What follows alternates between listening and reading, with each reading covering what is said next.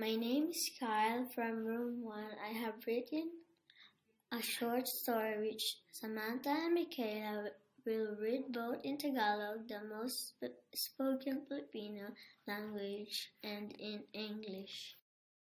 Sa June 28 ay darating yung tatay ko at sana maisama na ang lola namin para meron na magbabantay sa amin pag nasa trabaho ang mga magulang ko at para hindi sumakit ang ulo ni mama. At sana magkaroon na kami ng maayos na buhay. At sana magkasama-sama kami ulit lahat at makauwi rin kami para makita ko na yung mga kaibigan ko sa Pilipinas.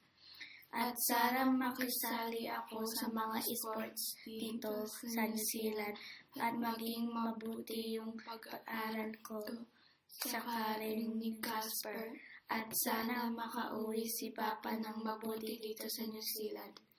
At magkaroon kami ng magandang bakasyon at magkaroon si Mama ng maayos na trabaho. In June 28, my dad is coming back home and I hope my grandma comes with him so there is someone looking after us when my parents are at work so my mom wouldn't get a headache and we get a proper good life. And I hope we can get together again so I can see my friends in the Philippines. And I hope I can join in sports in New Zealand.